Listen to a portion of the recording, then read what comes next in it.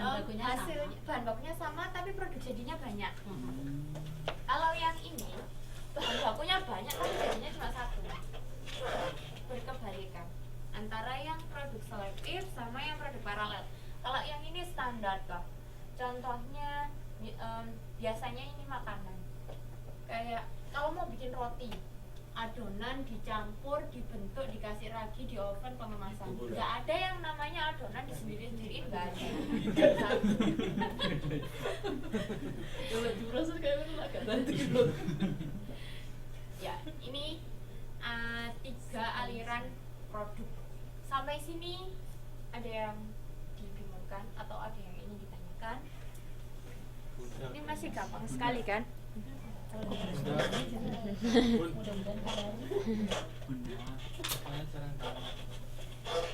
Nah ini sih perbedaan yang sudah dirangkum jadi lebih komprehensif tentang order sama proses. Bisa dibaca gitu kan. Kalau yang order itu cenderung memang lebih fleksibel karena dia kan nggak melalui semua proses gitu, jadi cenderung untuk lebih fleksibel. Kalau yang proses itu cenderung saklek karena namanya juga perusahaan atau pabrik, semuanya terstandarisasi. Dan tentu produknya kalau yang order itu heterogen atau beda-beda. Beda sama yang proses itu homogen, semua produknya sama. Ini paralel aja yang beda. Ya, paralel aja yang beda. Dalam arti homogen itu antara produk satu sama produk yang lainnya. Kalau misalkan yang tadi kan meskipun ini beda-beda, tapi produk jadinya kan solar, ya solar semuanya solar semua, nggak ada solar A, solar B, solar C, yang solar A karena dipayat, yang solar B enggak kan. Nah, ya, maksudnya kayak gitu.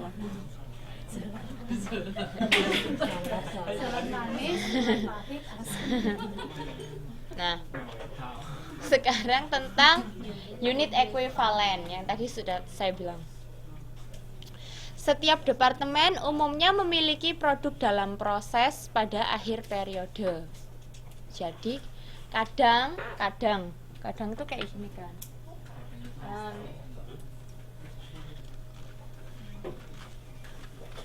Setiap 1 tahun sekali kan perusahaan itu harus membuat laporan keuangan. Dia harus melaporkan laporan keuangan perusahaan. Nah, dalam waktu 1 tahun itu dia harus melaporkan mulai dari bulan Januari sampai Desember, gitu kan. Nah, dan itu tuh itu biasanya kalau perusahaan itu go public atau tercatat di bursa indeks, itu mereka dikasih tenggat waktu maksimum nggak lebih dari 1 kuartal tuh harus sudah selesai laporannya. 1 kuartal itu otomatis karena 1 tahun ada 4, berarti 3 bulan. Jadi bulan Maret, misalkan bulan Maret 2015 gitu, berarti itu adalah batas akhir kamu harus sudah mengeluarkan laporan keuanganmu di tahun 2014 dari bulan Januari sampai Desember gitu. Nah, misalkan sekarang sudah bulan Januari, saya sudah mulai melakukan pencatatan dari laporan keuangan tahun kemarin perusahaan saya sampai tanggal 31 Desember itu saya kan tetap melakukan proses produksi. Nah, sampai 31 Desember jam 23.59 udah mau masuk 1 Januari. Ini saya masih tetap melakukan proses produksi itu. Produksi masih Nah, dalam proses. tapi ada produk-produk yang Dalam proses. belum selesai. Misalkan produk itu dari departemen 1 kemudian ke departemen 2 dan ke departemen 3. Sampai di sini even detik ke-59 itu produknya tuh masih di sini, belum masuk ke sini, belum masuk ke departemen ketiga, atau bahkan sudah di departemen ketiga tapi di jam segini tuh belum jadi produk, masih proses pembuatan. Berarti kita atau saya nggak bisa menganggap bahwa produk yang masih di sini itu produk jadi, nggak bisa. Ini masih produk belum dalam jadi. proses departemen 3. Meskipun sudah di departemen 3, belum produk jadi. Nah, di sini inilah yang aku nggak mungkin toh nulis di laporan keuangan produkku setengah. Setengah itu apa? Cacat, enggak kan? Nah, yang masih diproses ini itu harus bisa dianggap atau dipersepsikan kalau itu jadi produk jadi, kalau ini adalah produk jadi, kira-kira berapa harganya?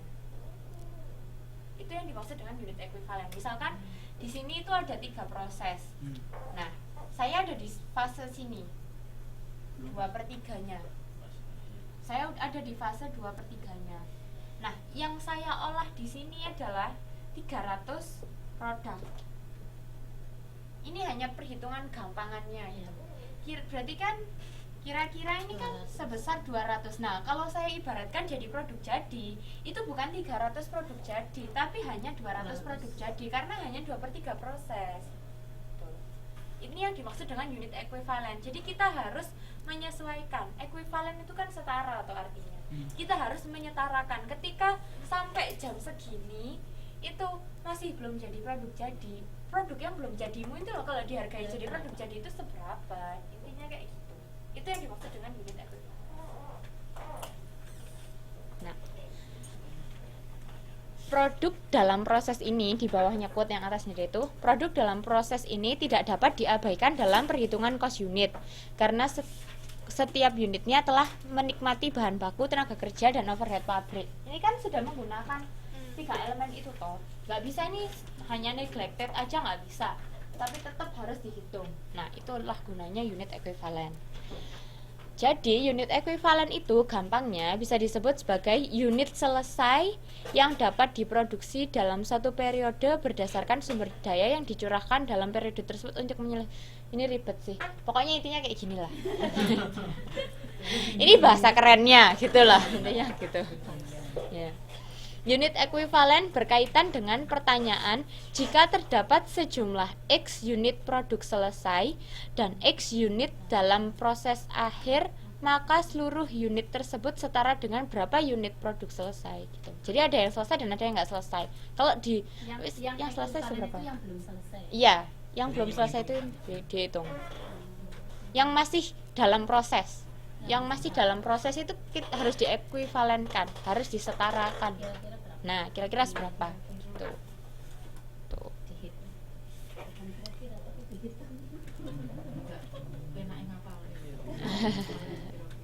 Nah, sekarang masuk ke kegiatan belajar 2.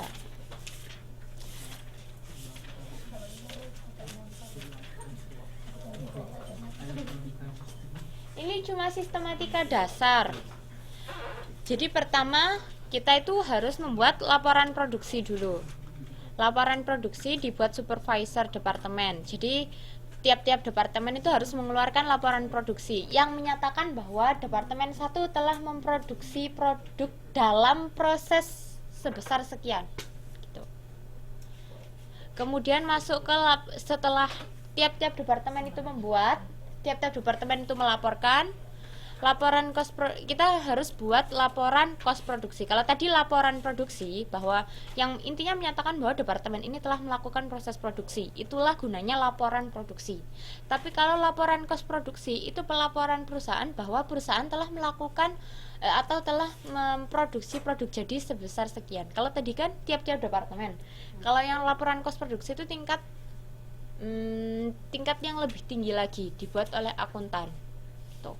Dan kertas kerja kos departemental itu lebih complicated lagi, namanya kertas kerja. Pernah dengar nggak sih di akuntansi? Nah,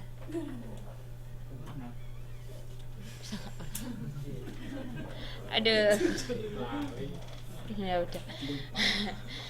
Lupa bukan berarti nggak pernah dengar. Kan sampai juga pernah jelas. Setiap meminta persediaan itu harus pakai kartu. Nah, ya kayak gitu. Oke. Ini cuma proses aja kalau membuat kartu. Nah, sudah. Memang gampang. Saya kan sudah bilang model 6 itu gampang. Maksudnya ngitung-ngitungnya itu loh. Ngitung-ngitung yang mana? Yang apa ya? Yang departemen itu loh, Bu. Yang X, Y. Tugas 2 kemarin. Tugas 3 itu loh, Bu. Hah? Saya belum pernah ngasih tugas 3. Tugas 2 nomor 3 itu. Oh, tugas 2 nomor 3. Oh, saya tadi cuma kasihin mau dijelasin lebih rinci gitu maksudnya. Hitung-hitungan itu. Oke.